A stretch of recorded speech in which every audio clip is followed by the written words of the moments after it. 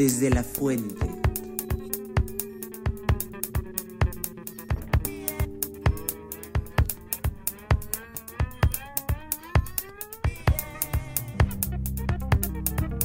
Estudios Claravista.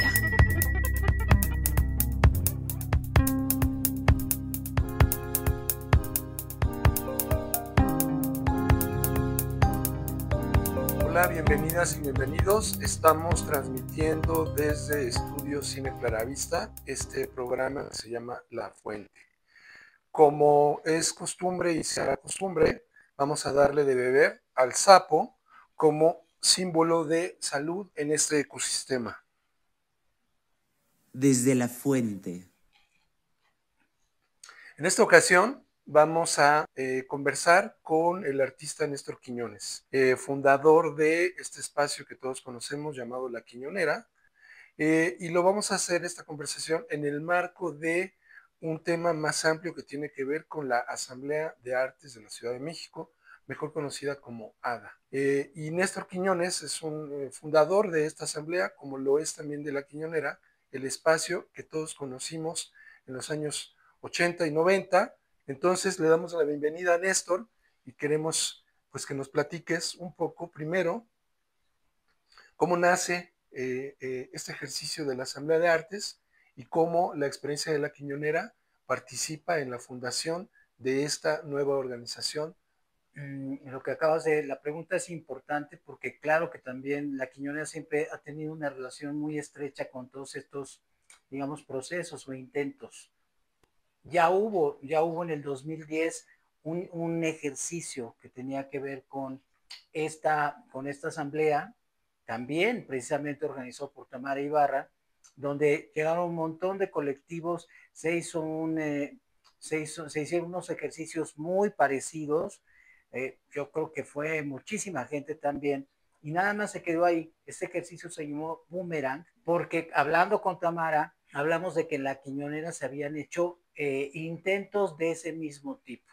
Entonces, Boomerang es la manera de regresar, digamos, la actitud o el proceso. Desde la fuente. Lo que sucedió fue lo mismo.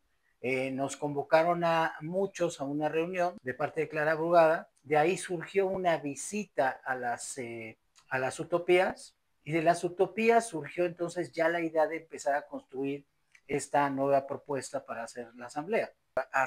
De una asamblea responde al formato en el que, como en cualquier comunidad, ¿no? Podemos hablar de comunidades indígenas, pero podemos hablar de comunidad artística o cualquier otra comunidad. Esta asamblea es una forma de gobierno de una comunidad. Para que se dé una comunidad realmente, pues tiene que haber primero un territorio, al mismo tiempo tiene que haber un sistema de roles o de cargos, tiene que haber un sistema de intercambio o de tequio o de faena en donde todos ponen, y un cuarto elemento es la asamblea, que es el gobierno de toda la comunidad.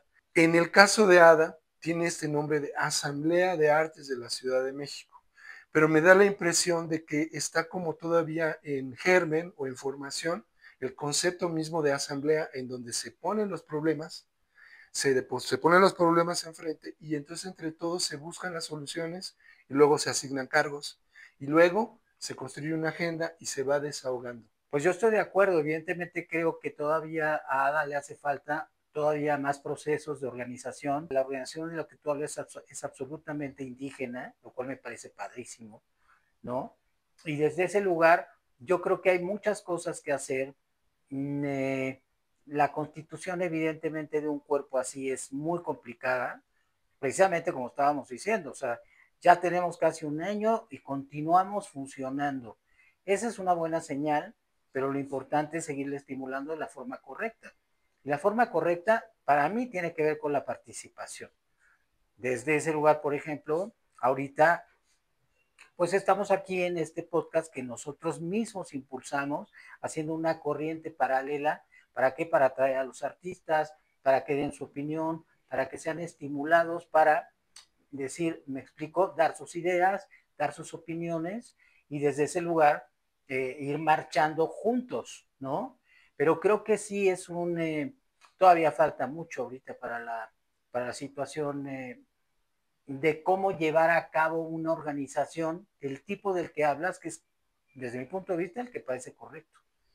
Ahora, pero ¿cómo le haces para que quienes forman parte de una organización así no sucumban o no sucumbamos a la tentación de, no le llamemos cooptación, pero sí de acercarse tanto a el poder, aunque en este caso el poder está muy disminuido, el poder cultural, y no quedar atrapados en esta cuestión donde los artistas, pues, por su propia formación y deformación, tienen que trabajar en su yo, para ellos, en la forma individual.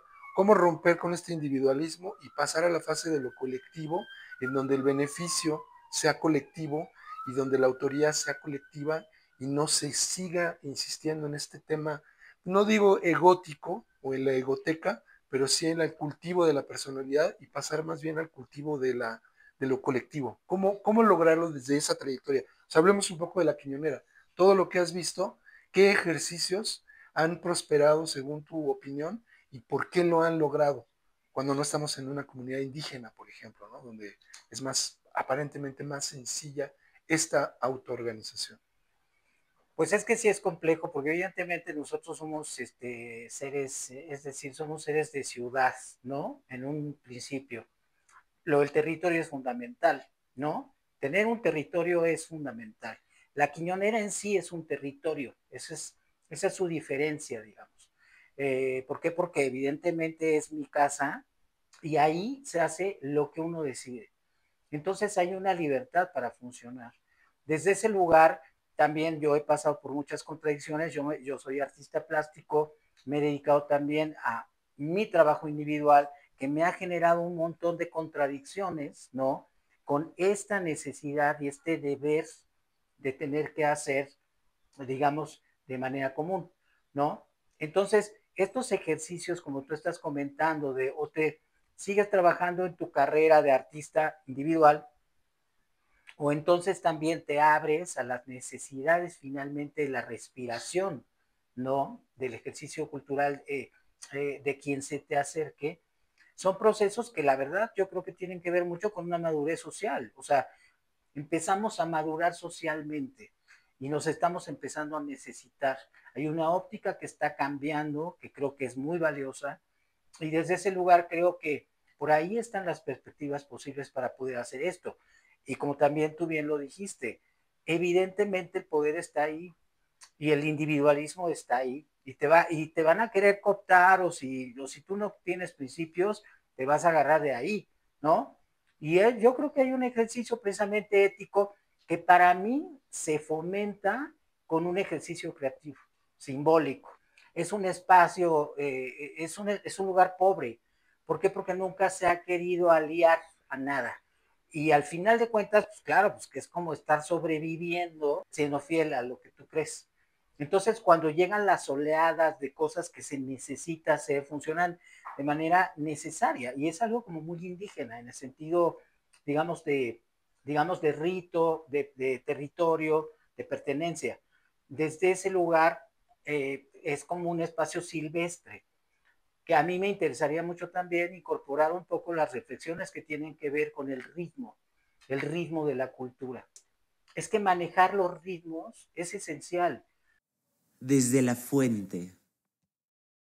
El 60%, el 70% de las personas que han ido a ADA, pues son gentes de 50 años para arriba.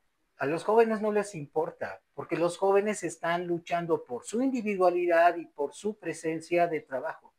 Decía un poeta, un gran amigo poeta que falleció a principios de este año, Julio Trujillo, él decía, no rimar, sino ritmar. Entonces me parece increíble que recuperes el concepto del ritmo como esta antítesis contra la velocidad impuesta por el mercado para volver a pensar cuáles son las prioridades. Y como bien lo dices, en estos tiempos en donde la epidemia de soledades, como le llaman ahora los filósofos, pues estar juntos, hacer comunidad, pues es un acto no solo de resistencia, sino de sobrevivencia, ¿no? Entonces, en este ejercicio yo quiero regresar siempre a ADA y a la relación de Néstor con la fundación de ADA, pero platícanos un poco de ADA, quiénes fundan ADA, todo lo que la Quiñonera trae cargando, ¿cómo lo aporta a esta fundación de esta nueva organización? El primer núcleo somos Carlos Morales, Joshua Con, José Miguel González Casanova, Tamara Ibarra. Desde la fuente. Para mí la Quiñonera lo que tiene es que finalmente es una carga absolutamente simbólica, o sea, es decir, ¿no? Yo he trabajado muchísimo, muchísimo con la Quiñonera, pero al mismo tiempo tengo un carácter que no le interesa ser visible, y yo estoy seguro, evidentemente, que cuando a mí me invitan a esta plática de Clara Brugada, tiene que ver, evidentemente, con la Quiñonera, no conmigo. Todas estas cosas que yo estoy platicando ahorita son cosas que hemos discutido. Y evidentemente, pues yo no soy la persona más fácil, la menos pragmática. Bueno, me siguen surgiendo preguntas, pero entiendo entonces que el núcleo fundador de esta iniciativa primero tiene una visión como de crear esta plataforma de propuestas como un imán y después desata una dinámica en donde se invita y empieza a llegar más gente con propuestas concretas, empiezan diálogos, empieza una conversación de donde empieza a construirse la opción de una organización de organizaciones y de agentes culturales de la Ciudad de México para dialogar con el poder público, el poder político, el poder económico. Quiero darte un dato, ¿no? Porque a mí me interesa mucho esta cuestión, esta relación entre el dato y el relato. Ahora que nos enteramos que se queda conformado el Consejo de Fomento y Desarrollo Cultural de la Ciudad de México, con 12 miembros de la comunidad artística, más 30 autoridades, 30 miembros de autoridades de la ciudad, es decir, un consejo de 42 personas, pero acabo de leer que todo esto está regido por una ley que se llama la Ley de Fomento Cultural de la Ciudad de México. Y en esta ley encuentro un artículo, y particularmente el inciso 3 del artículo 16, que dice a la letra, le corresponde a la jefatura de gobierno asignar al menos el 2% del presupuesto de la ciudad a cultura. Y me quedo frío porque parte de las propuestas de ADA, una de las propuestas más importantes es buscar la progresividad del presupuesto. Esto en términos federales. En diciembre del año pasado recordarás que se trató de hacer un recorte brutal al presupuesto de cultura y dejarlo en 12,000 millones, cuando el año pasado, el sexenio anterior había estado en más de 16,000. El esfuerzo de ADA y otras organizaciones logró recuperar 3,000, quedó en 15,180 millones de pesos, presupuesto federal. ADA nace como una organización para la ciudad, pero se mete en el problema federal, combate y logra que se restituya. Pero a nivel local, ¿cuál es el presupuesto de cultura de la Ciudad de México? Bueno, por transparencia, hoy sabemos que son 1,300 millones. 1,300 millones, de los cuales 700 son para burocracia. Pero hay una ley que dice que debe de destinarse el 2% del presupuesto de la ciudad. El presupuesto de la ciudad son más de 290,000 millones al año. Entonces, debería de destinarse al menos 5,800 millones a la Ciudad de México. ¿Cuál crees que debe ser la relación del Estado como proveedor para la creación, apoyos a la creación? ¿Tú no has tenido becas? ¿Has tenido becas? ¿Crees en las becas? ¿Crees que el Estado debe o no poner dinero en la creación? Alguna vez pedí una beca, solamente una vez, no me la dieron, pero bueno, llevo 40 años siendo artista. A mí me parece muy complejo el tema de las becas, sin embargo sé que sí funcionan y que sí vale la pena para poder ampliar finalmente las capacidades que pueden, digamos, los recursos que pueden otorgarse. O sea, porque ahí está el dinero, como tú estás diciendo, y la verdad yo creo que una asamblea que si está bien coordinada, de manera inteligente, presionando de manera inteligente, va a ir logrando que estos candados se abran, de forma en que entonces lo otro diga, bueno, pues tenemos que hacer caso. Es mi manera como de entenderlo, porque desde el otro lugar, que siempre hay alguien que te va a decir, hoy te doy esto, te doy aquello, vamos a negociar, no vamos a negociar, es todo un tema. Yo nunca me he querido meter en eso porque, pues sí, pues porque en realidad el poder enferma. Y desde ese lugar, pues uno siempre tiene la posibilidad de acercarse al poder. Pero, ¿y para qué? ¿El Estado debe o no financiar el arte y la cultura? Yo creo que sí. Hoy lo hace, pero lo hace de una forma tan raquítica. Lo hace ¿no? porque evidentemente, pues desde mi punto de vista, pues están, o sea, hay una crisis económica completa. Y evidentemente pues, le quitan a quien pueden y si tú no te enteras, pues entonces te agarran de ahí. O a menos de que alguien se esté robando ese dinero que hay potencial. Pero evidentemente ese uso y ese manejo, como tú dices, por ley, ahí está. Y como si lo sabemos, el ejercicio de la cultura va a enriquecer a la sociedad. Eso es vital, ¿no? ¿Cómo le haces entender al aparato que invertir en arte y cultura es un gran negocio? Si tú metes 15,000 millones hoy y cuando termine el año, eso te representa casi el 3% del Producto Interno Bruto, tú metes 15,000 y recibes 800,000 millones. ¿Qué pasaría si metieras el doble? ¿Por qué no se invierte más? ¿Falta que los artistas presionen más? ¿Falta mayor claridad de que es una potencia, la cultura y el arte? ¿Somos una potencia? Tal cual. ¿Cómo les haces entender esto a las autoridades? Pues no sé, yo creo que ahí precisamente, evidentemente para eso están los nuevos consejeros que se hicieron, para eso hay un trabajo nuevo que se tiene que hacer. Desde la fuente. Digo, yo soy desconfiado en ese lugar, ¿no? Como que siento que desde arriba todo se decide. Y evidentemente, a menos de que hagas un pacto, o a menos de que alguien se filtre, o a menos de que digan, no, pues hay que moverlo, porque conviene moverlo, porque creo que es un tema no de, ay, vamos a darles porque lo están friegue y friegue. Porque se lo merecen. Sí, no, a todos nos conviene. A todos nos conviene. Yo creo que eso es como el fundamento. Desde la fuente.